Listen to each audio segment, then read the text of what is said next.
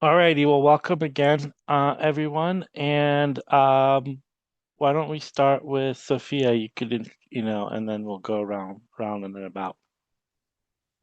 Yeah, hi everyone. It is nice to virtually meet all of you. My name is Sophia. I'm a first year medical student. We're all from Kaiser School of Medicine in California. I went to undergrad at Duke University where I majored in neuroscience and I minored in musical theater, chemistry, and biology. For 2 years, I worked at a consulting firm called McKinsey, where I consulted on just health, what we call health sciences and life sciences, so hospital systems. Happy to answer any questions about gap years as well. And Peruvian and Ecuadorian. I think that's what we were told to say. I'll popcorn it, I guess, to Nico. Hi everyone, my name is Nicolas, usually go by Nico.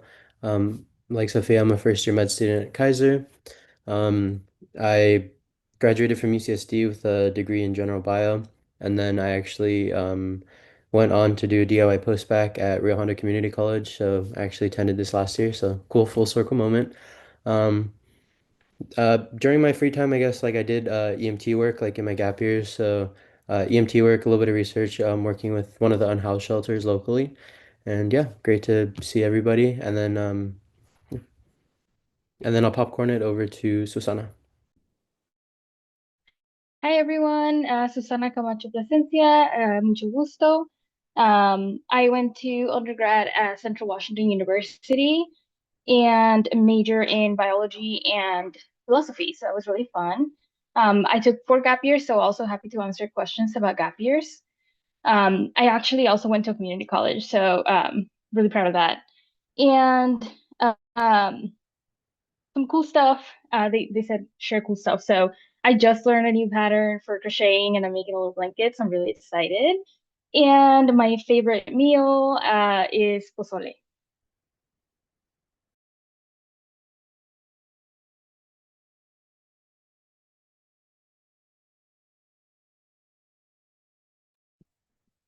Alrighty, we have one more person that's coming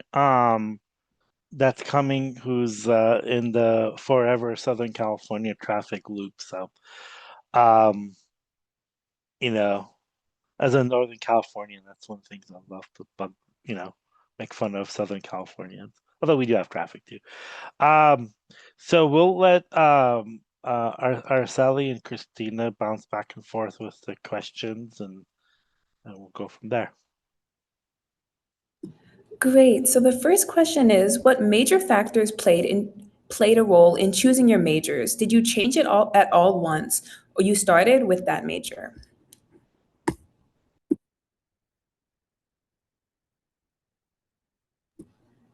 So this question wasn't specified for anyone, so I guess anyone can speak if they have an idea of what to say. I can go. When I was really little, I had a bio teacher that like really influenced me. Like he kind of put me on to even the idea of medicine. So I just stuck with it from there. Like I really got into like stem cell biology. I thought it was so cool. I kept going with it. I never really changed my major. Now looking back on it, it might have been cool. Like I know you can do a lot of stuff. You can do honestly whatever like interests you the most, and as long as you do your pre-med classes, like you could still go to med school. There's a lot of people who did that. So I would say honestly whatever like you find to be a passion of yours. I really enjoyed bio and research, so it just kind of worked out for me. But yeah. Yeah, I'm similar to Nico.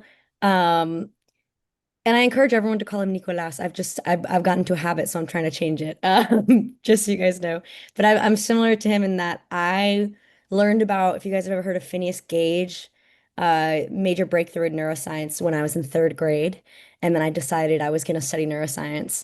So I don't think that's very common to know what you want to major in as young as maybe the two of us. Another reason is I wanted to major in theater.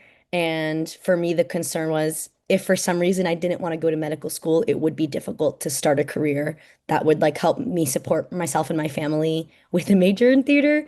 So another reason why I was considering changing to theater, but one of the reasons I minored in musical theater instead of making it a major was neuroscience did give me more opportunities like consulting and research that I did in undergraduate. So I did keep that in mind choosing my major. But like Nico said, you can really major in anything, and if you're really sure you want to do medicine as long as you get your recs in. They actually find it a lot of med schools find it very cool when you do a unique major, to be honest.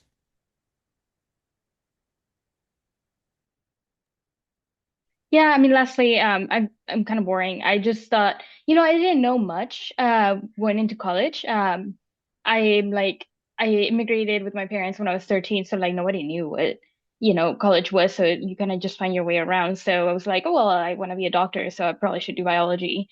Um, and I first declared like just a boring bio major. And then one of my advisors talked to me and was like, well, what would you do if you didn't do medicine? And I was like, haven't thought about that. So then I changed to within bio, I major in molecular and cell bio to get more like experience in like a lab setting because that was going to be my backup, like being like a research scientist. Um, and I fell into philosophy because I took an intro course and I ended up double majoring because that one was like a little major. So I encourage you all to like kind of explore. You never know what's gonna make you fall in love. I love my philosophy major too, and really enjoyed the like almost yeah the person that it helped me become. So feel free to explore. Thank you for that. We have another question. Again, didn't specify for who, but feel free to chime in. So the question is, what is your recommendation for community college students to succeed and go into medical school?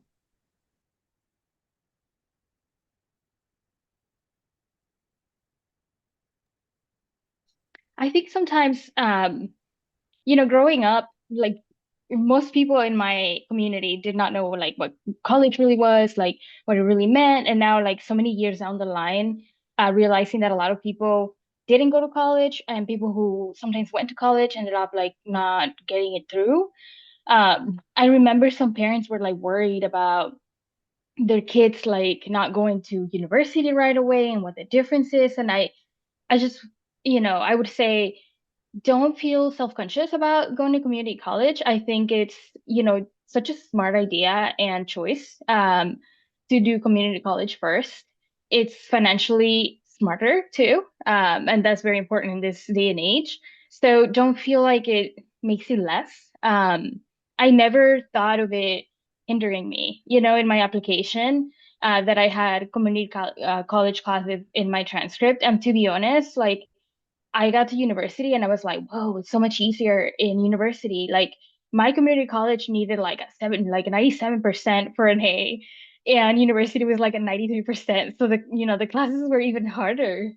So don't look down on your education and don't let others look down on your education because as long as you have the will and you put in the work, you're gonna be fine. I would add also like just in terms of succeeding, make sure to use all of your resources, like use all the tutoring. I know that there's like a lot of programs too that will like help you if you're a STEM major, like specifically on like certain ca classes you might have be having trouble with. A lot of the like important core pre-med courses are actually done in community college, like OChem, like Gen Chem Bio. So like definitely use all your resources, make sure you get good grades with those, and then just try to keep the trajectory. It's okay if you like have a scuffle every now and then. I had that too. It happens, but just try your best and use all the resources you can. The only thing I'll add, and I obviously didn't go to community college during undergrad, but a lot of my friends did, is there was actually no community college near me that was a 4 year. So we only had 2 year community colleges. So if you are having to transfer into a 4 year, just if you have an idea if you want them to be your state school, start thinking about what classes are going to transfer because not all quote unquote state school classes will take your pre-med prereqs, but almost every medical school will take your pre-med prereq. So let's say like you have to take a biology class with a lab for medical school and you took it in community college while you were getting your associates, but you decide I'm from New Jersey. So you decide to go to Rutgers, they don't take your biology credits from community college as long as you're not majoring in biology, you probably don't need to take it in college. Like your med school is still going to count that for community college. So that's something that my friends struggled with when they had to transfer from community college to a 4 year. It's just like knowing what you need to actually get credit for and what you don't. So that's the only thing I would, if you're not going to a 4 year, that I would like start looking at while you're still in community college is like what am I going to have to take in my 4 year and what can I just like take here in my community college for pre-med prereqs. Thank you. These are great points. This one is specific to Kaiser Permanente School of Medicine. They're asking, did any of you send update letters to Kaiser Permanente School of Medicine or any other schools? And if so, what were the outcomes, if any? I want to jump in and answer this one because this one gave me a lot of anxiety. I sent absolutely zero follow-ups. Everyone's like, send thank you letters. And I was so overwhelmed. I was working a full-time job, consulting. Sometimes it would be like an 80, 90-hour week. And I was so exhausted and overwhelmed. I couldn't even think how to, I didn't remember my interview after, like the minute after it happened. So I didn't send any thank you notes. I didn't send any follow-ups. And I still got into medical school. I had people tell me that that meant I wouldn't get into school. I got into several medical schools. Like, yes, it is very helpful if something important happens. Absolutely send an update, and try your best to send thank you letters. But this isn't going to make or break you when it comes to getting to medical school. And that gave me so much anxiety because nobody told me that. So like, yes, if you have to and if you have the capacity, but if you don't, do not worry. It's gonna be okay. Yeah, we've had Dr. Willis Jacobo and Agasha Lanier actually talk about that. And I'll just let you go watch the video and get, hear directly from them in regards to updates because some schools want them and some schools don't, but just watch that and answer that for yourself because they covered that in detail in like their sessions. I also want to add, use the resource that what's the one you can pay for?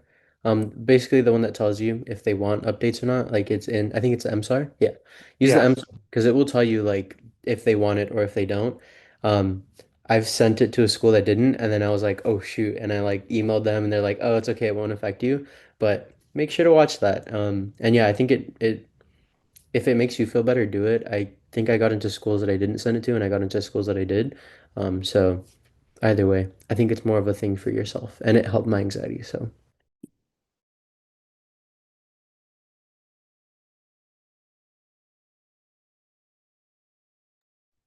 Okay. I'm gonna combine two questions in the chat, if that's okay. Talking about interviews, do you have any tips for interviews or any values specifically to Kaiser?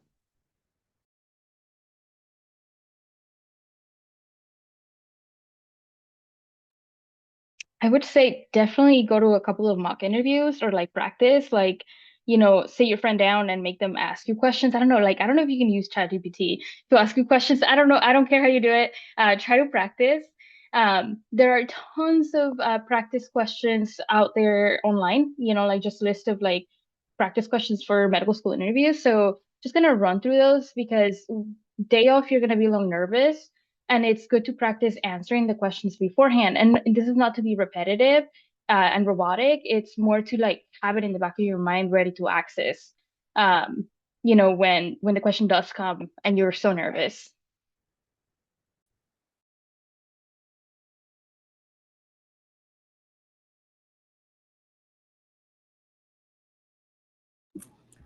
Thank you. This question is in regards to if you have any advice regarding how to take the MCAT or strategies. um, I can go for this one. I didn't score the highest. I got like a 508. I got into a good amount of med schools, like so I would say if it's not your highest point of application, but you're a very good holistic applicant, like it can very much help you. Not help you, but like you can make up for it in different ways. It can be a make or break for some schools. Like there's definitely some that you won't get into. They'll just outright reject you. It's the unfortunate reality of it. But then there's some medical schools who are very holistic who still keep looking at your application. So it's kind of up to you and like how much risk you're willing to take. Yeah, I also recommend for the MCAT, do what works for you and not what you think everyone is telling you. Um, I studied for the MCAT in 7 weeks because I'm a huge short-term memory person. And so I forgot everything as soon as I left that exam. But I knew if I studied, all my friends are studying 3 months, 6 months, even 12 months in advance. And I just knew if I did that personally, I wouldn't actually do as well. So I also just think study like in the best way that works for you. By the time you're taking the MCAT, you're probably at least a junior in undergrad. So you should know at this point what works best for you. And for me, I knew that I needed short term, even though people actually really recommended against me doing what I did. I did fine. I also think that what Nico said is right. I think the MCAT's a check mark in a lot of places. So like there are going to be schools that it's like if you don't get above a certain score, you get like filtered out. And I'm gonna be honest, like sometimes it's AI doing it now. So like you might genuinely just they might not even get to see your application if it's not above a check mark. Um, but for the most part, that check mark's pretty low. I think in a lot of places it's like if you get above average, which is a 500. Um, so it's not as high as people make it out to be. You don't need a 520 just to be looked at. Like they just need to kind of see you're in the 50th percentile and then they'll at the very least look at your application. So that's how I viewed the MCAT was it's a check mark for them to look at the rest of you. So as long as you get like in my head a 500 or above, you've like crossed that threshold. Thank you. I want to provide a few more context to this. The person said that they're in their fourth year gap year, and they recently took the MCAT and scored a 504, and they're worried that this will negatively affect her next cycle, well, their next cycle. And they're debating retaking the exam, and so they're looking for advice regarding that. So I guess specifically for that, it's like it really, they already mentioned the AMSAR or MSAR something where they have all the schools listed and what the schools all report their numbers for like GPA and MCAT. So it truly depends on where you want to go, what you have your heart set on, what the rest of your application looks like. 504 is a pretty decent score, for many schools.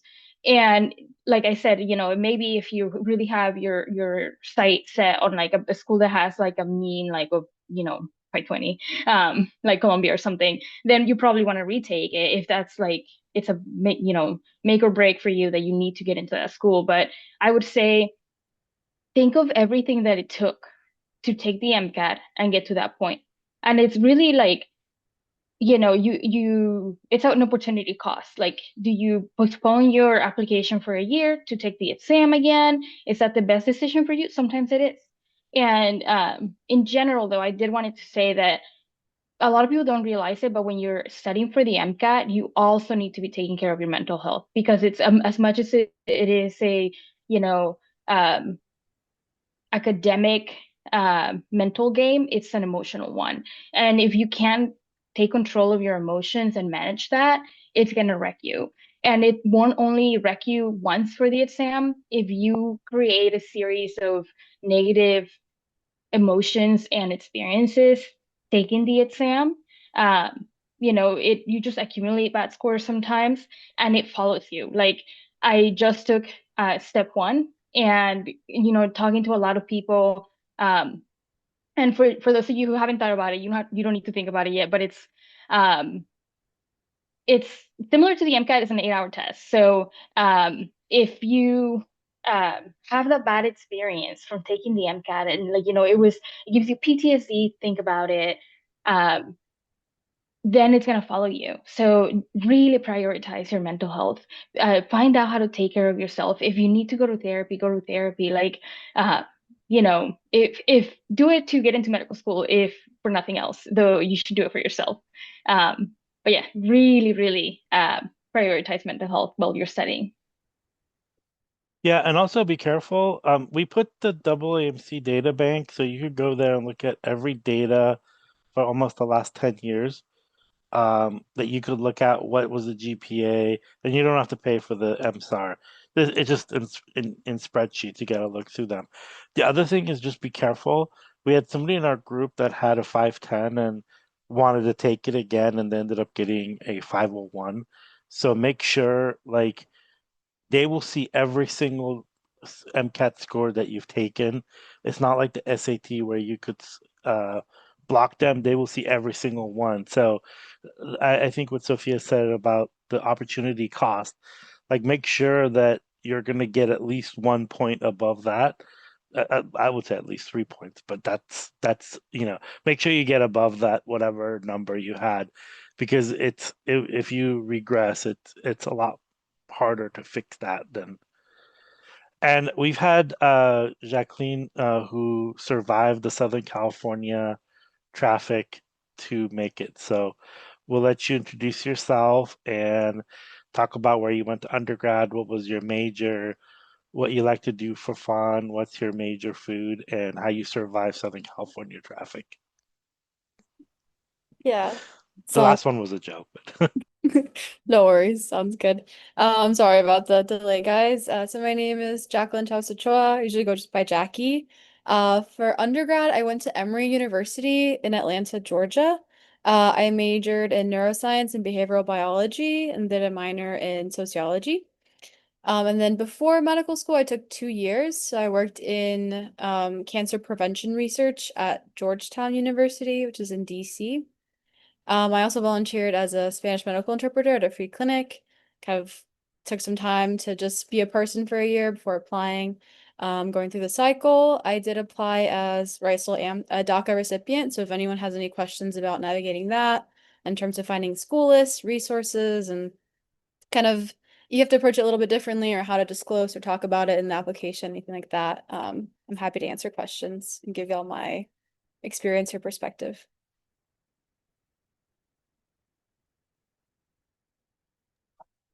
Thank you, Jackie. We're going to go ahead and move on to the next question.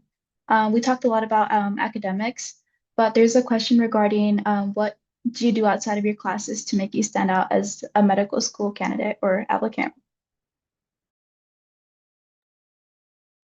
Yeah, so outside of classes, I feel like the best advice I got like first year of college was to just do things that you were interested in. So I think like my first year volunteered as an English tutor for members of the community who spoke Spanish and English was their second language. I did the interpreting kind of falling off of that, but it never really meant for it to be like medicine related until I realized like, okay, like I could use this as a pre-clinic or like there's something useful that way. It was more of like a passion I had. In terms of research, also kind of trying to figure out, like at first I thought I might do PhD. So I did some wet lab research that was interesting at the time. Realized it wasn't for me, did more like psych and behavioral research, just kind of like doing things that genuinely interest you and like they don't have to make a cool story together. Most of the time, like just saying that it was interesting at the time or like explaining why makes them all kind of connect to one another because they can connect to you. So I feel like just in terms of activities, kind of anything you might be interested in or like want to explore outside of medicine, you can still use it and like build skills that can still be useful. This is definitely a question I wish I asked myself earlier on in undergrad.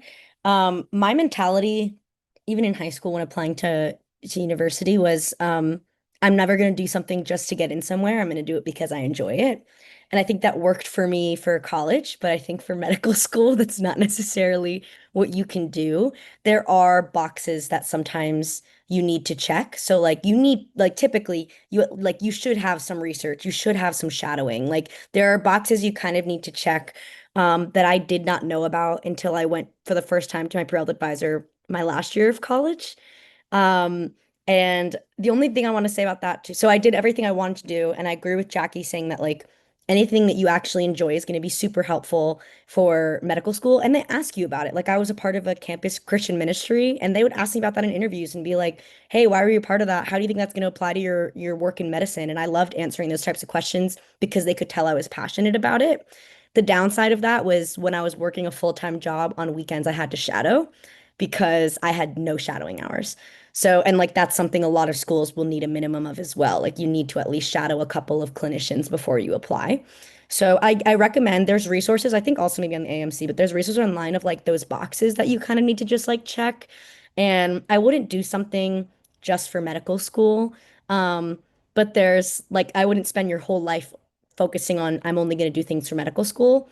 But like keep that in mind. It is a good question to ask yourself of like, did I at least like check something in this box? Like, have I shadowed? Have I done one research opportunity? Like, there's sometimes things that you need to keep at a bare minimum at least.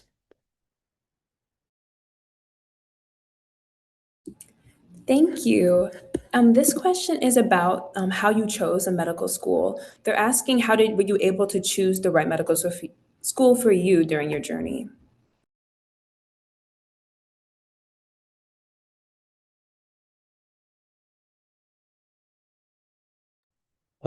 I can go with this one. I think for me, like, I think it was a good amount of different things. I have a lot of family here, and I'm like very much from SoCal, so staying in SoCal was kind of a big thing for me. Um, Additionally, there's a financial aspect. I was fortunate to have like some finances, like some help from different schools, but not as much as Kaiser. So that's a big part of it. I also think a lot of it too is like mission. Like I didn't really apply to medical schools that I think were not going to help me become the kind of physician that I wanted to be.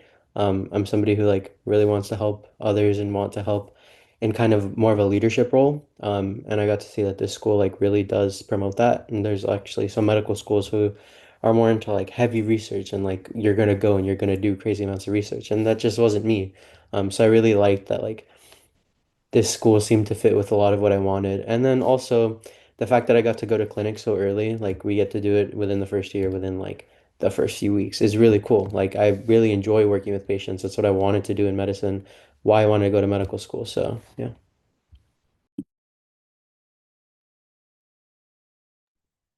Thank you.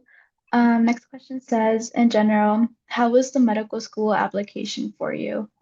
They're wondering how many schools you maybe applied to, if you feel comfortable with sharing that, and then around what time do you start receiving acceptances? I can take this one, I guess. So I think it was a lot. Like I feel like I was very grateful to have taken the 2 gap years. So I had 1 year to like actually have a gap and like do what I wanted, and then 1 year that was honestly just for the application. In terms of starting, I started around January of the year I was hoping to apply. So I applied in 2025. 24? Yeah, 24. So that January, I started writing my personal statement, kind of drafting things, sending it to my advisor, workshopping it. And then I aim to have my prime application submitted like the week the application's opened. And I usually they emphasize like the day of, but I think within a week, it doesn't make much of a difference. Just making sure you take your like all the tests, before then have your scores. And then I think I got secondary starting like July 4th or after that. I tried to do them all within the 2 week mark. I think there's only a couple that I genuinely stuck to it for. Other than that, it was I think average like 3 weeks to a month since I received them. I honestly didn't really notice a pattern. Like I had a tracker, I was kind of hardcore with it, and I didn't really notice any pattern in terms of like how like fast or slow I was with the secondary versus whether or not I got an interview. So I don't know. I feel like taking those advice with a grain of salt. But definitely like trying to do it within a month. And then for acceptances, I think the first one I got was in probably November. So I was like a little bit on the later end in terms of interviews. I got because I know you can start getting them like August, like crazy soon, but I think my first one was in October with like Halloween actually. It's like very end of October. And then like end of November is when I got my first acceptance. And then I got some more interviews in like December and January. So I was a little bit more on like the spring curve, even though as I said, like I submitted everything like the first day. So I feel like it's just kind of all over the place, or at least it was for me. But yeah, definitely like a January to January, like applying, interviewing secondaries.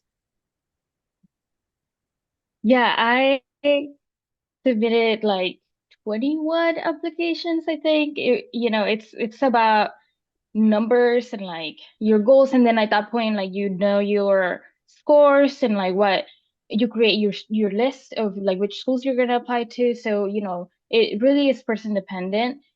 I do gotta say, I was so happy that I had gap years and that I planned everything so far in advance that I had money saved, because it is very expensive. I know they do have financial aid, but thankfully I had work, so I didn't need financial aid. I was able to cover it, but the financial aspect, like I also do plan it in, because it can be a lot with the amount of applications you send in. I think I submitted my application like a month after it opened, and honestly it was pretty chill. Really, they are just swamped with applications, right? Like everybody submits super early, so I didn't feel like the 1 month really made much of a difference because the schools are also all getting the applications at the same time. um, yeah, and similarly, I try to get all my secondaries within like 2 weeks to a month. No correlation with like how soon you submit it to like when you got, if you get told about interviews, or um, I think I got early interviews in September, and then like my last interview was actually at Kaiser in like February. It was late in the game, so it can be very random, and I know I can make people feel really stressed out too. So um, take everything from Reddit and like the other website with a grain of salt, because people's experiences are always different, and if it's affecting you, just cut it out. Like, delete it. You do not need it. Like, focus on yourself. The waiting kills. So just kind of like spend it loving yourself. Thank you. This question is asking, to what degree does attendance to events such as virtual open houses hosted by medical schools matter to admissions committees?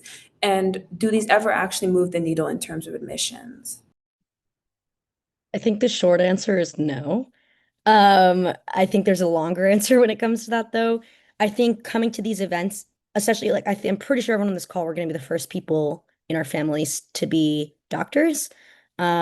So there is the level of just like I had no knowledge. I got very lucky that I had a fantastic pre-health advisor who like I had her personal number and would just like call and be like, Brittany, like I'm gonna cry on the phone with you right now because I don't understand what's happening. So if you have that resource, use it. But if you don't, I did go to events like these just to be able to gain a better understanding. So I think it helps you because you have the knowledge if you're the first person in your family or in your like sphere to do this.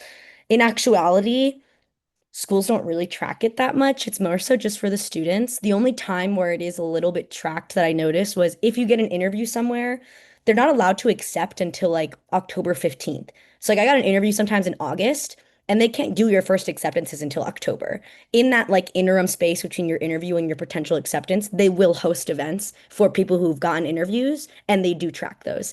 And I noticed it because I'd get an interview and I wouldn't go to any of these events. And as soon as I went to one, the next week I get accepted. So it's like I think sometimes they're like if you're in that in between, yes, the events hosted by that school do matter because then they're like at that point they're checking to see if you're still interested and if accepting you is more likely for you to come.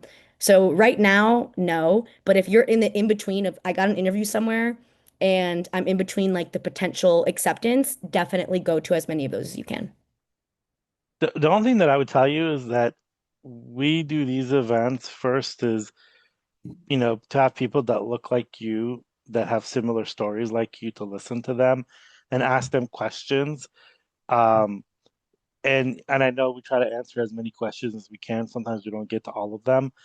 But when we have deans and stuff, is you come and listen to them and ask them questions, but we don't give anybody a list or anything like that. And I know most of the schools don't keep a list of who shows up, and you know how much time it would be like if they're getting like 9,000 applications and if they've done like 10 events, you know how long of a time it would be. Even if you have AI, it'd be really hard to track it. um but these events, like ones we do, like when we bring, like we've brought Dr. Jacobo, I think like 5 or 6 times. We bring him in and they will tell you the story, they will tell you the inside track. um and you could ask him questions, and any questions you want, you could even ask him anonymously. Now, we post the stuff on YouTube and you could go watch it again. And but if you didn't show up to ask those questions, I think you miss out on that part of it.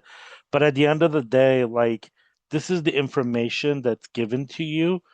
It's kind of like saying I want to become a 100-meter Olympic runner.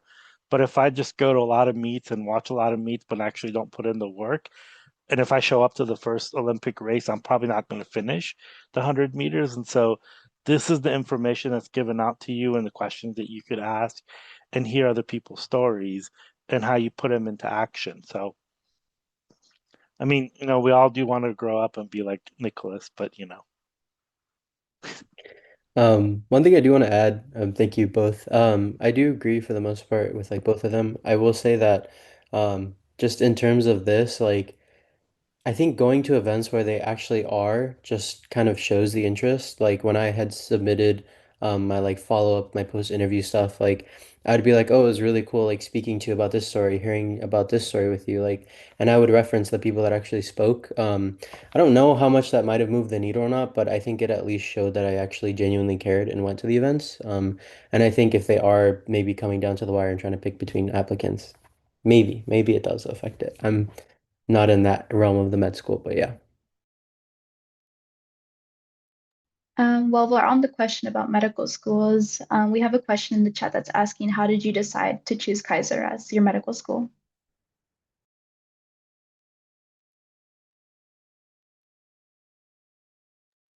I think other people have talked on this already, but personally, I honestly, like I mentioned, I'm an immigrant myself, and I was undocumented up until like a few years ago. So money has always been tight, right? Like my family has been broke for generations, and it's just always been so important. And I feel like many times people don't get real about financials and money, especially in this journey of like pre-med and medical school, because this stuff is expensive. Um, like not just the undergrad applications, like coaching, I don't know, the works, and then medical school itself is expensive. So I knew that financials would have a huge role on where I went. And so honestly, just no other school beat Kaiser. Like I asked other schools, like, hey, I got this acceptance, can you match? And they said no. And I was like, there's my answer. And I think for me, it was like then such a plus that Kaiser just served the population I want to work with. Like with Spanish speaking and early clinical. But just like how they tell you that, if you're too generic, you end up looking just like the next applicant. To be honest, a lot of these schools, they're all also so generic. Like their mission statements and their values, like, they also sounded so alike. So, really the only way to, if you really are in between two schools, financial offers are kind of similar, talk to people about it, think about what really matters to you. But I feel like personally financials was such a huge part of it. And there's no shame in admitting that and kind of getting smart about that. I definitely second that, especially the part where Susanna talked about what's important to you. I think it all depends on your priorities and your values. So for some context, I applied to 31 schools. I got interviews at 11 and I got into five, I think. And so I was choosing between a few. And finances were a high priority for me because I still had some debt left over from undergrad. So if I already had debt there, I knew I didn't want another couple hundred thousand from medical school. So then that narrowed some down based off of their financial aid and scholarship offers for me. But I also think I'm from New Jersey and Kaiser's really far. And I think for me, I got into several schools much closer, and it was a really hard time for me to understand what do I value more, graduating debt-free from medical school or being close to my support system and my family. And I think that that's again, it's very valid to say finances are very important, and that's what I chose. So obviously that's fair. But I think it's also valid to say I'm willing to take out some loans to be by my support system because I won't get through this without my support system. And that was something that I battled until literally the day I had to choose between two options, which was I loved them both, but I love my family and like we're all Latino here, so like that's like my core people. So it's been really, really hard being far from them. I got very blessed that my sister's actually going to law school also in California. It wasn't planned, it just happened that way. So I did get to bring some of my support system with me, but I do think it's your priorities. Like I think it's fair to say I'm willing to pay a little bit for something that I value more. So like Kaiser's not huge on lab research. Like you can't really do lab research at Kaiser unless you get a PhD here. And if that's like what you need to do, then and you value that more than finances, you're willing to pay a little bit to do that, then pay a little bit to do that if that's like what you absolutely need. So I think when you're choosing schools, if you have like good if you have options that you're really considering, lay out what you actually your values are. Like what am I willing to pay for, what am I not? And that'll really get you to where you need to go. And for me, it was schools that value equity in my family and finances. And I had to like figure out which one was a higher priority to figure out which school I wanted to go to. And I have a sister that's going to be a lawyer. That's probably the most valuable thing. Also, I like whoever's like has is like just considering medicine as a side thing. My sister worked for 6 years in the real world, like at Pfizer before deciding to go to law school. And almost all of us took gap years. So like don't think there's one journey to get here, like to get to any of your like graduate program things. People go do a bunch of different things. Thank And yes, you. we are the immigrant parents' dreams, the doctor and lawyer. Thank you. So this No, man, question, I have a couple of friends that are lawyers. Actually, one of my friends wrote the nonprofit for this organization did it as a favor. So sorry. So this question is in relation to the MCAT. And so what other things outside of the MCAT did you do so that you could stand out? And this can also tie into like what extracurriculars you did and what was your biggest time commitment during your undergraduate career?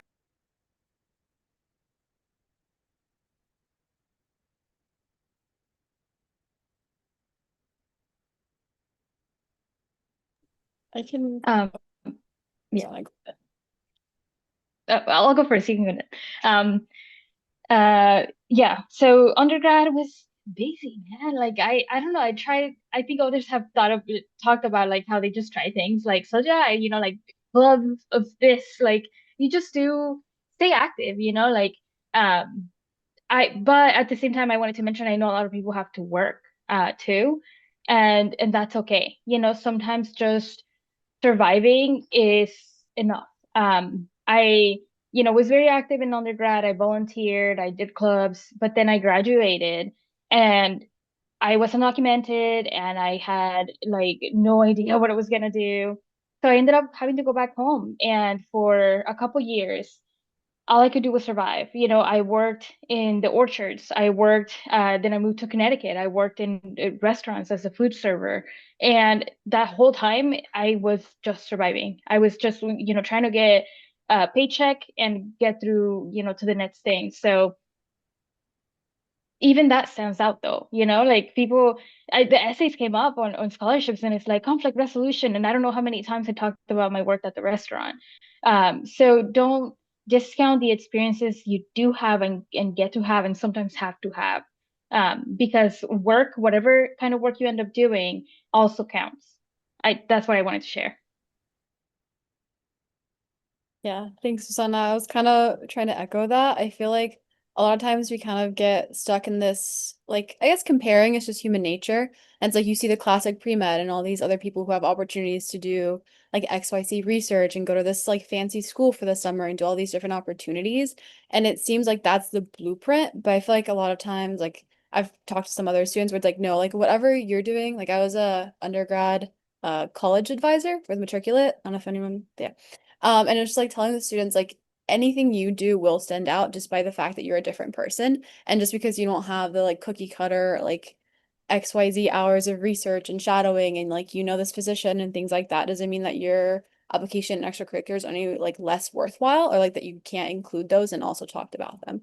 Like Susanna was saying, like if you have experience like working or like caretaking for family or like whatever it is that you do like work study in undergrad, or maybe you do a club that's close to your heart or like something that like matters to you, it all is still worthwhile. So like the MCAT can help you stand out, like doing the things you have to do, like Sophia was saying, you have to check off boxes like Orgo, like you need to lock in for different things.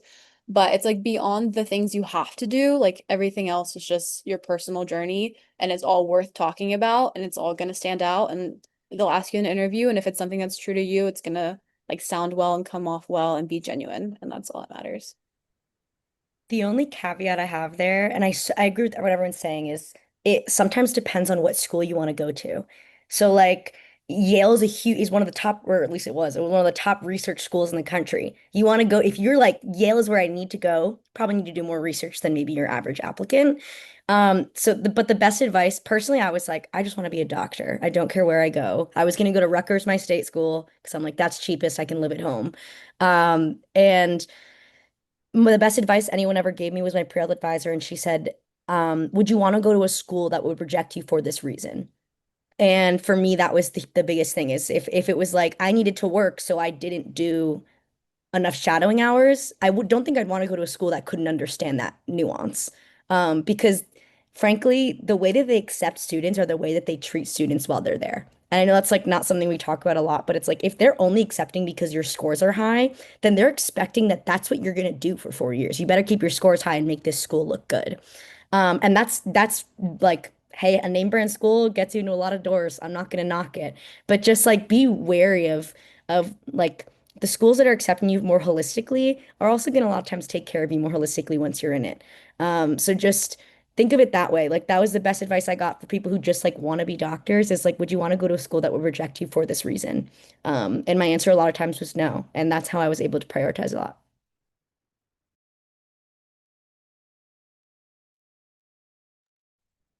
Thank you for the feedback on that. I really appreciate it. While we're on the topic as well, with like balancing all these different things, whether it's work, whether it's studying for the MCAT, do you guys have any tips on how to handle or just how to manage your time efficiently?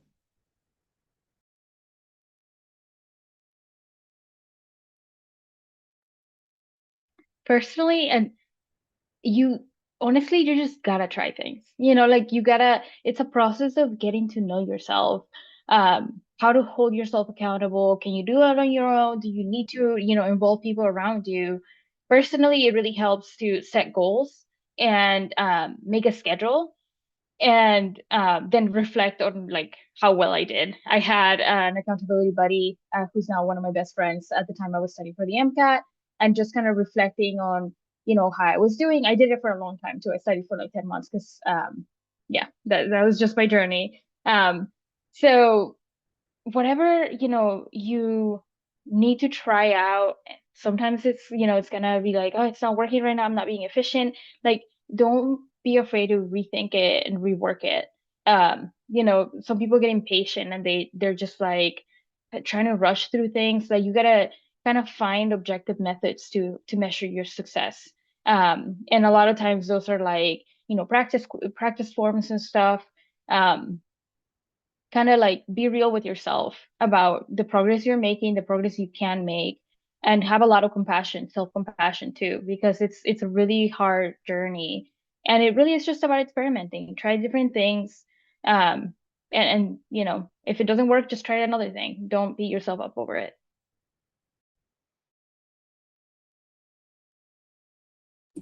Thank you. So this question is also about extracurriculars. So one person is asking what extracurriculars you recommend, and another is asking, well, they're in their third gap year and want to know that what extracurriculars besides shadowing, volunteering, and studying the MCAT would you guys recommend to do? I can go. I would say like besides all of those three, definitely like get some clinical work into there. I know you said like shadowing, volunteering, and studying for the MCAT. I would definitely say get clinical work. Um, I think a lot of medical schools like ask me like I think if, I mean obviously if you mention it they're gonna ask about it, but like in pretty much every med school interview I did, I was able to talk about like some of my patient interactions and how it went. And I think like at least for all those med schools they really cared about that. The ones that I interviewed at least. So I would definitely say get some clinical work in there. Yeah. I would say do what you can. It also depends on the person. Like if I agree with Nico, like definitely people they love asking stories about patients. But if you did a ton in undergraduate and you're lacking in other places, maybe you don't need to do as much in your gap years, especially because I really struggle. I did volunteering and shadowing while working like 80 to 100-hour weeks and applying. And it was exhausting. And everyone's like, "Oh, I'm so glad you took gap years." My gap years were more tiring than medical school is now, if I'm being honest, just with everything I had to do. And I really wish I had taken more time to rest because um, medical school is not a walk in the park. I feel lucky because I'm like, hey, I have more free time now than I did in the past 2 years. But that's kind of a sad statement to say that I have more free time in med school than I did in my gap years. So if you think that you've checked boxes, um, you're not going to be able to learn how to manage your time in medical school. You have to kind of already know how to do that, or else you're really going to struggle your first few months, especially if you've taken gap years. So learn how to take care of yourself, and take breaks if you need. They don't expect that you've shadowed the last 3 years. If you've checked off like 100 hours, you never need to shadow again. Like you're good. So I use shadowing from high school. They don't need to know. I was just like, I shadowed from 2019 to 2024, and you use one event for all your shadowing. So I was like, I shadowed 4 doctors. 3 of them were in my gap years, and one of them was in high school. But the one in high school I interned with for 6 months. So I had hundreds of shadowing hours, and no one asked me about it. Genuinely, not in a single interview. So do what you're passionate about. What they asked me about the most was things I loved. I loved volunteering, and surprisingly enough, I love my job. And I got lucky it was healthcare related. So they asked me more about my job than anything else, actually, in my volunteer hours. So do what takes care of yourself if you already feel like you've checked boxes would be my recommendation. I'll also say kind of more back to the realism part. You do probably need some hands-on clinical in some aspect, just so you have, I think a lot of secondaries and sometimes interviews will ask about like a patient experience or XYZ.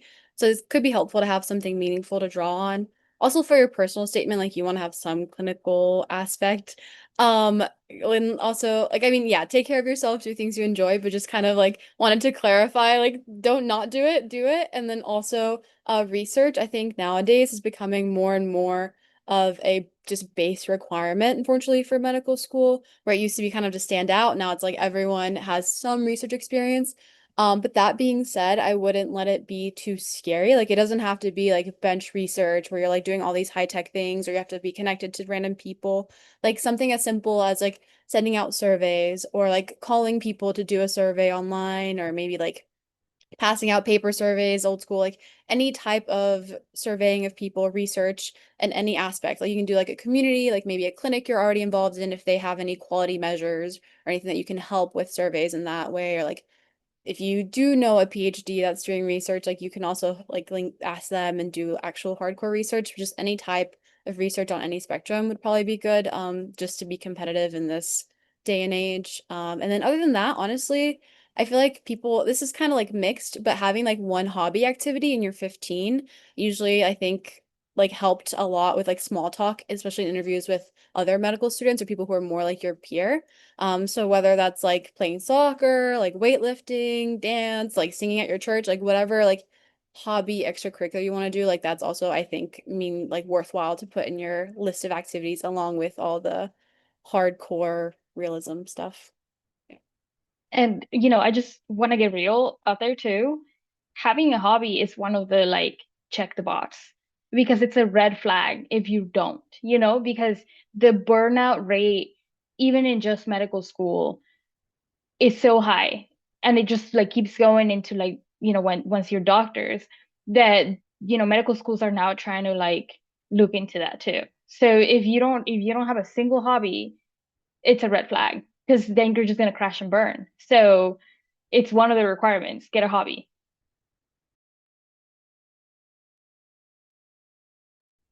On that topic, the next question is, have any of you ever experienced imposter syndrome during your journey, and what strategies did you use to overcome it?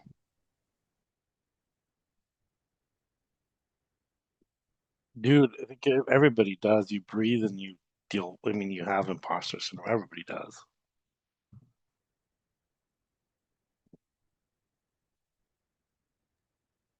I do want to say, like many times you just kind of doubt, especially when you have like experiences that are not um in line with everything else you hear from people, and you think, oh, like maybe that's not great. Maybe that doesn't count.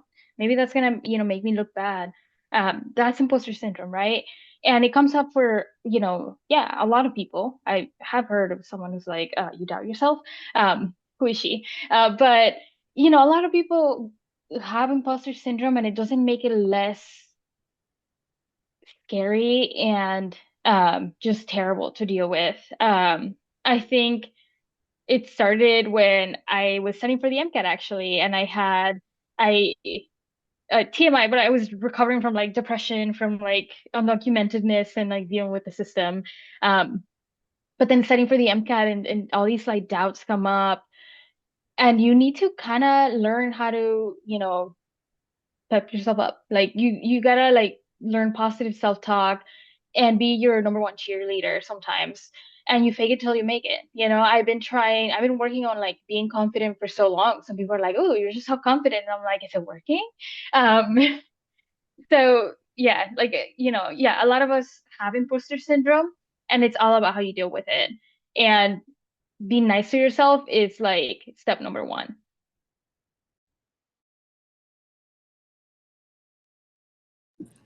Thank you. So this question is asking, how did you prepare for med school interviews?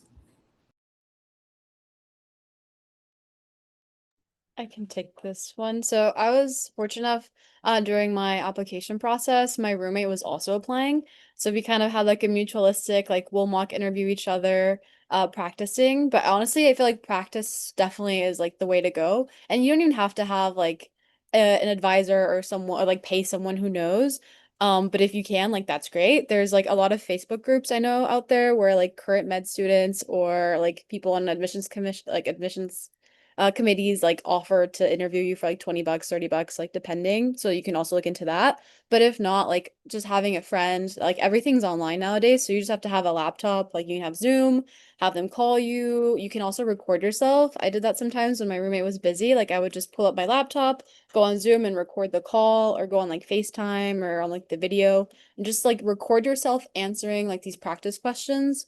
I think Dr. Ryan Gray, like in his website, he has like a random generator. So I would just like random generate it and like act like they were asking me and like record myself like trying to answer off the cuff. And you can kind of see like what patterns, like if you need to maintain eye contact, if you keep saying like kind of just like self-critiquing if you don't have access to a friend or someone or paying someone to like professionally interview you.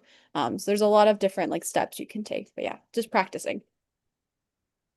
I would just say that recording yourself, like it's a horrifying thing to do, but it's really helpful. Like I had to do it for something and I was like, oh, let me just record myself on come and I was like, dude, I had to like readjust my whole like laptop and you definitely should do it and definitely it's kind of the whole thing about running in the Olympics, like you want to practice.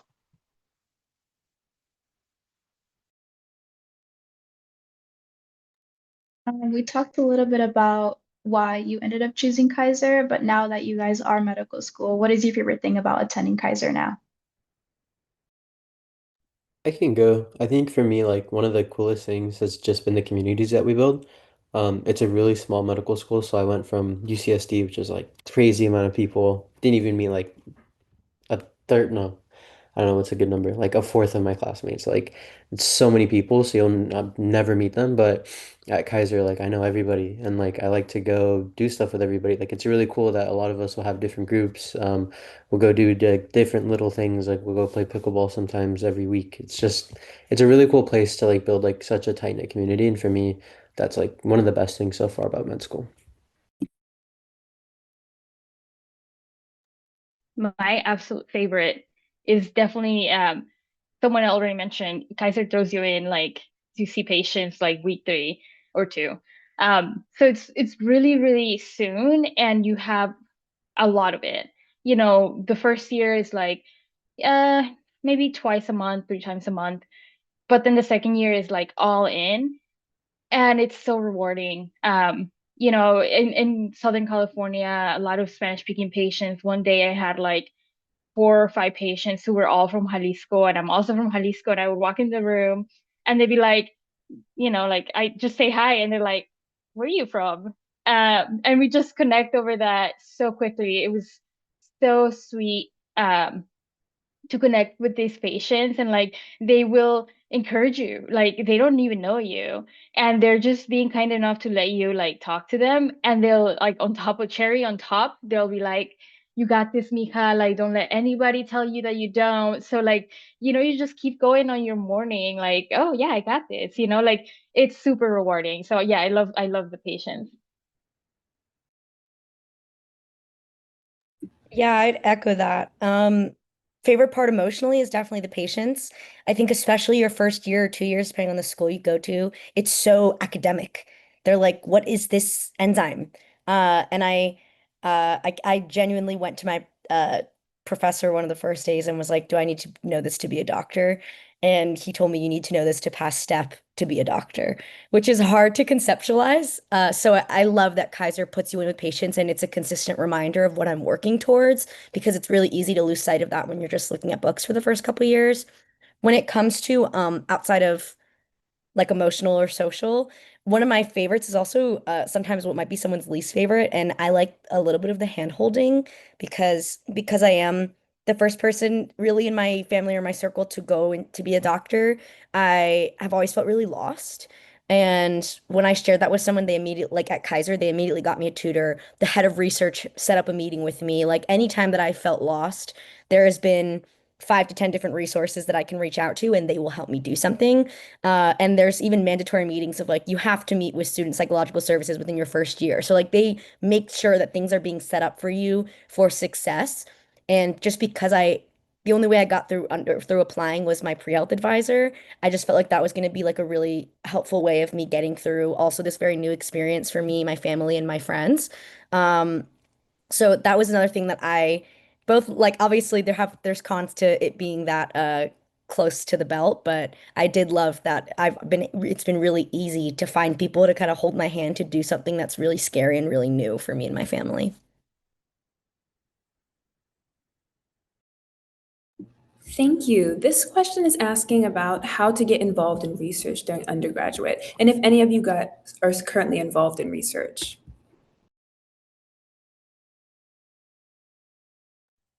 For me, for undergrad, I just looked up a topic that I was really interested in and then went to like UCSD professors in stem cell research, found every single professor, got their email, and like just typed out an email. Was like, hey, I'm really interested in this. Like, I want to go to medical school. Like, I'm interested in doing research in like your specific topic. Look at like their background and see what they published and see if it's actually work you want to do. Hopefully, one of them will reach out to you. I think I had like one person reach out to me, and that's the person I did research with, which is unfortunate, but that's the reality of being in a big school. And then I would say like in community college too, I know that there's like specifically when I went to community college, like I know that there's a lot of mini programs that they do have where they will like take you to a bigger institution to do research at. I think a lot of them are stipend. I know at least at Rio Hondo they had one of those. I would definitely do that. Like that's a really good way to like get started. And then in terms of research at KP, like we do have a research project that all of us are required to do. And then my colleagues can speak more about any of that. Sorry, colleagues was crazy. Um, What I will say is at least I'm pretty sure Nico, and Jackie went to school during COVID. So research was kind of delayed, which was really anxiety provoking at the time because no labs took it. Like it hit my freshman year, no labs took anybody. And only research you could do was virtual, and it was still after like a year into COVID. So I will say, I will clarify, you don't always need to get involved into research like your first year. Pretty sure most of us didn't, and we're here and we're fine. But it is kind of like a numbers game. I just emailed and essentially like begged my lab and was like, I think you're really cool. Can I please come and see your lab? And then they didn't respond. So a month later, I followed up and was like, just wanted to follow up on this. And they didn't respond. So then a month later, I was like, last time I'm going to follow up, but like just wanted to follow up on this. And the head of my lab actually ended up telling me that's the reason I was the only undergrad they had accepted in 5 years. And he's like, that's the reason I accepted you because you were persistent and I felt like you'd be committed. It's the only lab that I worked in for research, and I worked full time, but I worked full time while being a student for a year and a half. So I think it's also not necessarily how many research like labs you've been in or ones that you've done, but also like how serious was that commitment. So for me, I only worked in one lab, but I did it for a year and a half, and I worked full time there, and I got really good rec letters from them. So it's a lot of times just emailing and hoping for the best. And that doesn't just apply for your undergrad. So, like, I emailed people at other institutions. During undergrad, there's also summer programs at like, I applied to ones at like Stanford and other schools that aren't mine that will do research for 10 weeks. And I know people who did get into those because it's an application process, and they kept in touch with those people and would do research virtually throughout the year. So also look into some of those summer programs if you're looking for a good intro into like what research looks like and applying. I applied to a few of those, and I know people who did get in and get to do some really cool stuff.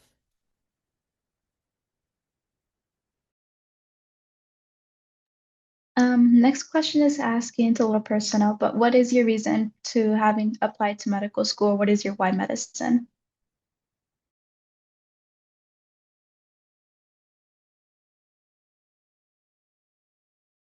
Okay, I can go first. A ver si no lloro. So really, I thought about it when I was writing my personal statement, and then I've been, you get asked this once you're in medical school over and over, and you just, I kept thinking about it, and it really is my commitment to serve a specific community, immigrants, Latino immigrants. I'm from Washington, Central Washington, and it's the situation, just the underservice, the lack of education for the Latino community, the ignorance. I interpret for my parents, like nobody speaks Spanish. Um, they kind of write you off. It's weird to navigate and hard to navigate, and people deserve better. I work with these people like side by side for years, and like I know firsthand like how hard they work. Like if my back and my knees don't know it, like picking apples is I quit after 2 days twice. Like I tried it twice, 2 days I lasted. I got fired actually because I just wasn't good enough at it. So these people work so hard and they got the short end of the stick in healthcare. And I just thought like it shouldn't be like this. They deserve so much better. And beyond, honestly, like beyond just providing healthcare, it's providing leadership, community leadership to these communities. Because as a doctor, you got to be aware that your position in society is given so much power. And if you're not using that power, for better, then what are you doing? So really that's the reason why I'm doing this, because I really care about my community and I know that they deserve so much better. They're like some of the best people out there in the world. And we're just, you know, doing them a disservice by not serving them better. Um, yeah, that's no llore, yay. Yeah. Thank you for sharing, Susanna. Like we're all friends in this chat, and I don't think we've really talked about this personally. So this is gonna be really cool to hear everyone's story. So I was really cool to hear, Susanna. Thank you for sharing. Um, excuse me. This is a very important question because I didn't realize until applying to medical school, it's not necessarily why medicine, it's why physician, because medicine is very holistic. If you want to do a lot of what a clinician does and you don't want to like go through a lot of the training, you can be a PA or a nurse and be very fulfilled and have an amazing career and help a lot of patients. So I do think this is really important to ask yourself as well. It's why physician and why not anything else in medicine. And for me, the reason for that was a couple of reasons. One was similar to Susanna, where I translated a lot.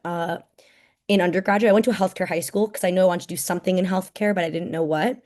And when I would translate, I translated in a hospital in a town that's 68% Latino in New Jersey, and not a single person, not a nurse, nobody spoke Spanish in that ER. So while I was getting my hours to become an EMT in high school, I actually, instead of doing any clinical things, I was 16 running around the hospital, translating. And I didn't know how to advocate for my community when they stuck someone 5 times and burst 2 veins trying to put an IV in. And I didn't know what to say because I was 16. I didn't know how to advocate for my community, and this person couldn't speak English. So I think for me, having those experiences of just knowing my community needed people in these positions, and also I'm a firm believer that so it's really hard to become something that you don't see. So I never met a single Latina physician in my life. And it's really hard to picture yourself in places where you don't see people who look like you, who have your experiences existing. And I think I would have loved being a PA. I think I would have loved being an RN.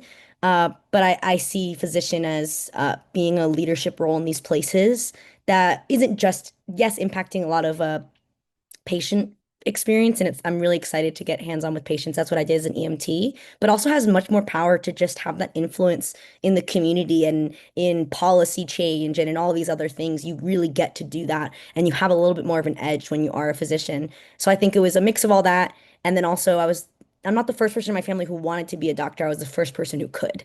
And I think it was not lost on me that I would be giving up all the opportunities the rest of my family wanted for centuries, by not taking this opportunity to be a physician right now as well. So for me, that was also like a big one of I'm actually the first person in my family to have the opportunities to do this. And so I really wanted to take advantage of that.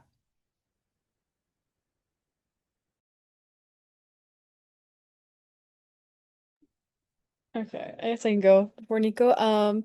So mine's kind of similar to Susanna. I actually grew up in Alabama. I don't know if I mentioned this in my intro. In a suburb of Birmingham, Alabama. Grew up with just my mom, and so we were both low income and also undocumented or DACA status. So we didn't have any access to health insurance, and I feel like that kind of changed the way I saw or understood and interacted with healthcare growing up, where it was kind of like any sickness, like we'll try like tea or remedios or something else at home first. And then if it's really necessary, then it's like, okay, we'll splurge and go to the clinic and like seek care there or like see a doctor. So that kind of like in my mind, like made it seem special. Like if we got to go to the doctor, like that was like something to look forward to or something to pay attention to. That kind of made me like want to learn more and be like, okay, like why do you get sick? Like what's going on? Like how can I fix this or like not try to cost more money for my mom, and kind of got me like in that train of thought. And then I was kind of like, okay, and then I was like, let me get to college, like let me lock in. And then in college I was focused on science, and then I was like maybe PhD, MD. And then yeah, just kind of learning more about the like societal impacts. So I minored in sociology and seeing like how it didn't have to be that way. Like my experience wasn't like normal, or like it didn't need to be normal. It didn't need to happen. And it was just like access to care was really the problem. It wasn't like there was something wrong with my mom or I because we couldn't have health insurance or we couldn't go to the doctor. So kind of understanding more of that, but then still wanting to like interact with people and like provide that care. So kind of going to what Sophia was saying, or like wanting to be more hands-on. So like why not policy or public health? Like I guess I care about talking to people and like I learn about the science and trying to apply it in that way. So long story short, yeah, just kind of a lot of different steps coming together and wanting to provide care for people, especially when I didn't get it myself. I think my immigrant family, we had to buy stocks in Vicks because that was pretty much everything. Twisted my ankle. Here's some Vicks and some other oils.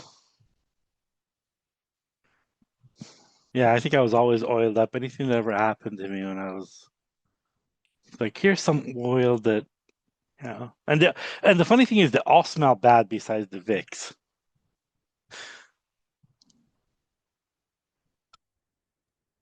All right, I can go with I guess my why medicine. Um so I think it's a mix of a lot of different things. Growing up I mean I got influenced by the bio teacher and decided that I wanted to do bio.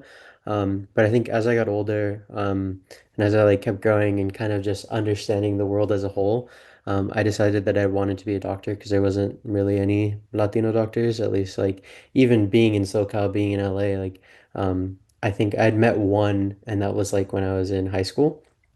So yeah, I really wanted to do that just because my bisabuela, like she always needed a lot of medical care as she got older and as she got sicker. After she had her first stroke, all of this stuff, like she didn't really believe in any of it. She didn't really understand any of it. And I think a big part of that is just because none of the doctors were able to actually speak to her, and like kind of get through to her. So I think it was a lot of push of that, of me really wanting to help others and me not really knowing what I wanted to do, but knowing I was interested in bio and then kind of learning about like, oh, I can be a doctor. Like I can go fill this giant gap that's needed for my community, and I can be like the first in my family to like come and actually like provide the service for other people and like be that role model for future students. This is why I enjoy doing stuff like this. Why I've like gone and mentored other pre-meds at like HSF. Like I think it's really important to give back to your community and really let other people know that like this is a path you can do, and I've made it, so so can you. Yeah. So it's like good mix of a lot of stuff too.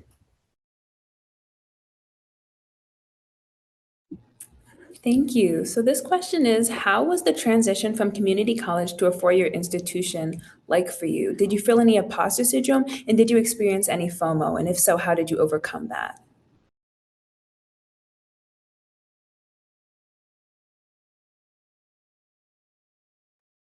I mean, I could speak on, I went to community college after I finished my undergraduate, but I actually did transfer from UC Merced to UC San Diego, after a year.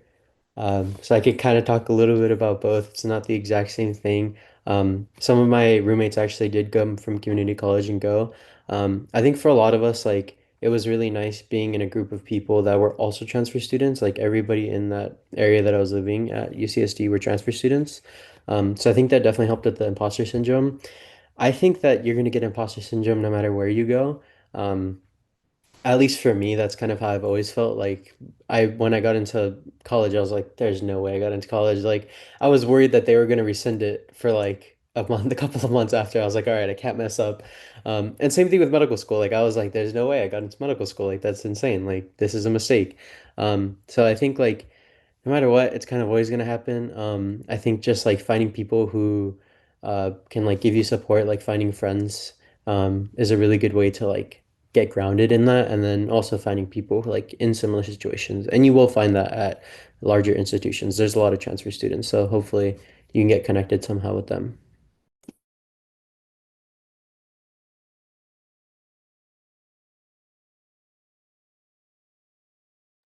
Okay. For our next question is someone is asking, since Dr. Willie Jacobo often talks about wanting students who are innovators of change, what are some examples of how an applicant can really show that in their application or interview?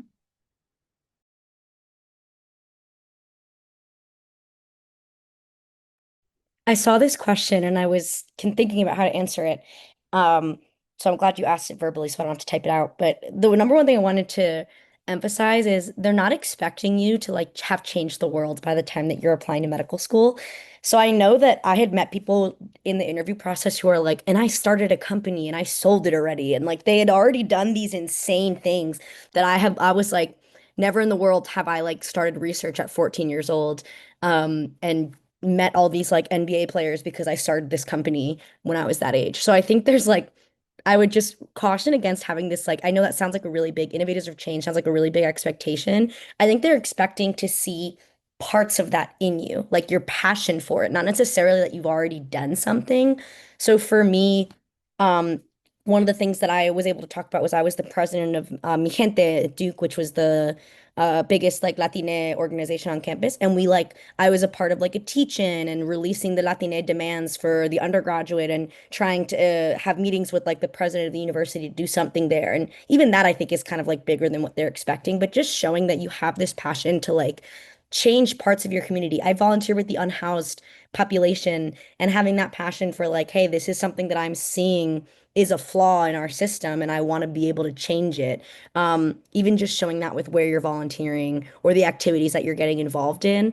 I think they just need to see that the passion is inside of you. They don't need to see that you've done it already. That was what I would caution when they put the emphasis there.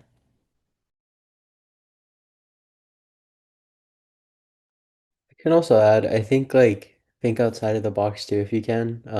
I also volunteered with Unhoused, like I mentioned before, during my gap years. I was fortunate like to work with somebody. Well, it's an interesting place because they were going through a transition period, but they kind of let me take charge of a lot of the healthcare stuff. So I was able to like partner with like LADPH and we like brought vaccines to people like to the unhoused population, which is really cool. And then I like just reached out to like other nonprofits and I was able to get like Plan B to those people as well. So I think just thinking outside of the box, like asking people is a big thing. Like if you're working with these populations, like, hey, what do you actually need? And like going from that and then like trying to look for the resources. Like if they need food, there's plenty of food banks that you can help get connected with. And that's making change. Like there's these people who are having a need for something and you're actually doing it. So yeah.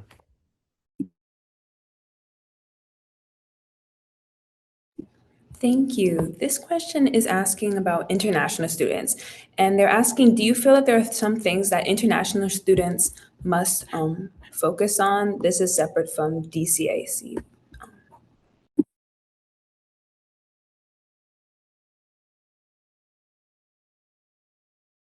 I'm not sure any of us are international students on this chat. I know Jackie and Susana were born in Mexico and then but they came to the US before applying to medical school. The only thing I will caution, the only knowledge I have honestly on that is I did a lot of work in the Dominican Republic. I've translated for free medical clinics in the Dominican Republic, and something that was cautioned to me was uh, they with schools do like seeing your clinical hours also in the US because they want to see that you have a passion for healthcare of US uh, people in the US and US communities. So I know that that was something that I had to also shift was because I had a lot of clinical hours outside the US. They wanted me to get my like pre-health advisor said that schools like seeing that you have about an equal balance of your clinical hours outside of the US as you do inside the US. So that's the only knowledge I think I have there.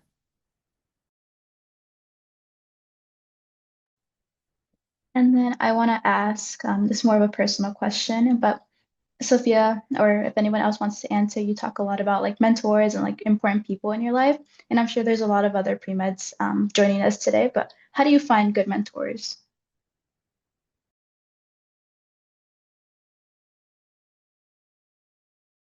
It's a combination of luck and force.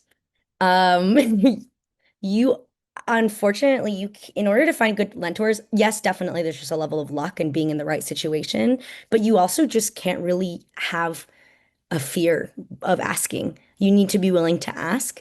The example, one of my biggest mentors was two of them was one was at my research community with my research lab, and the other one was at McKinsey that I worked at the last 2 years.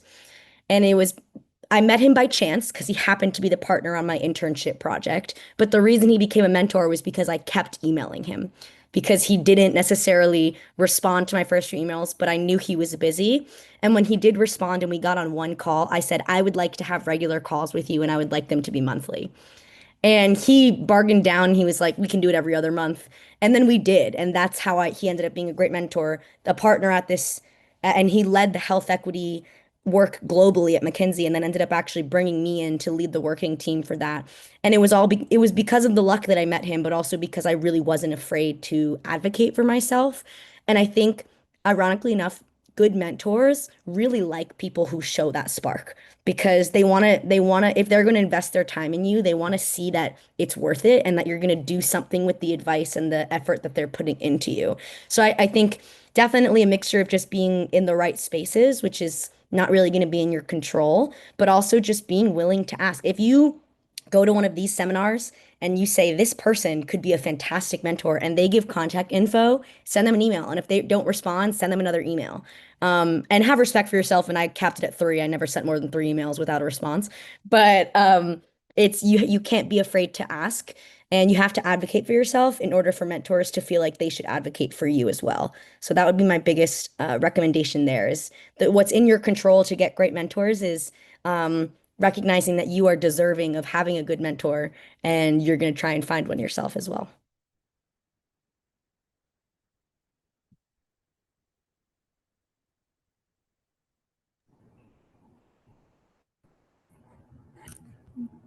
Thank you. So this question is asking about your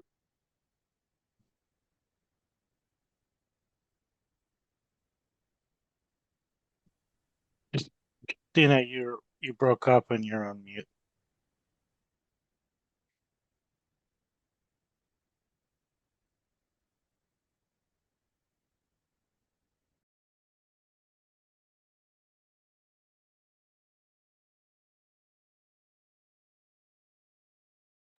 I think she might have frozen. Yeah. Do you want to jump to the next one, or Sally? Yeah, I think so we're getting low on time. But I guess another question would be, what specialty? I know it's probably early on for a lot of you, but what specialty are you interested in?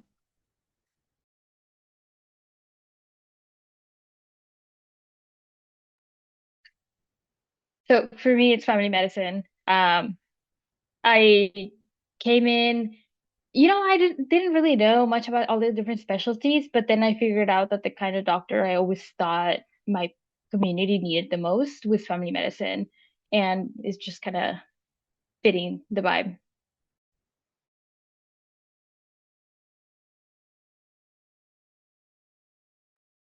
I'm a little bit all over the place. I did neuroscience in undergrad, and I thought for a while that I would do like neuro or psychiatry. And then I learned more about the realistic, like societal implications on like who gets to be mentally ill and who gets to just be like sent to a camp or something, or like who gets to get therapy and kind of those definitions. And then also like think interpreting at the free clinic, I feel like primary care or similar to Susanna, like family medicine's kind of more of what I think of when I think of like taking care of people and like why I want to be in medicine. So I'm kind of leaning towards that, but also I feel like I haven't really explored many other specialties. I actually need to get onto my shadowing, but yeah, a little bit all over.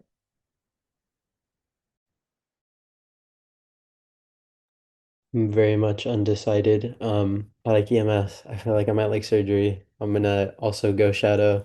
Family medicine's cool, internal medicine's cool because you can own your own clinic. So if you want to work like more with like the uninsured people or like if you want to work with certain patient populations, there's that opportunity.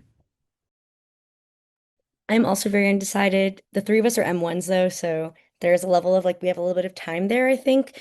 Um, I personally have bad ADHD and I'm gonna have a hard time, I think, doing the same thing every day, which has really influenced and narrowed down my choices of probably emergency medicine, trauma surgery, something like that. But we did actually just recently have an activity with M1s talking about what your values are and what you prioritize and how that's going to influence your specialty. So don't think you have to know and that I have it all figured out right now because as you can see, the three M1s don't right now.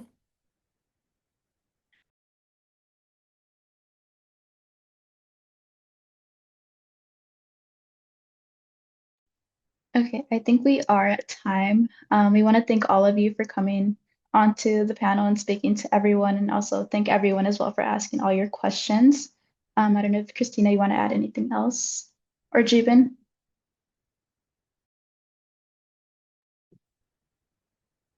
No, thank you guys again for coming on a Friday evening, and certainly for Jackie fighting traffic in Southern California. But no, thank you again, and best of luck, and hopefully we could have you guys join again.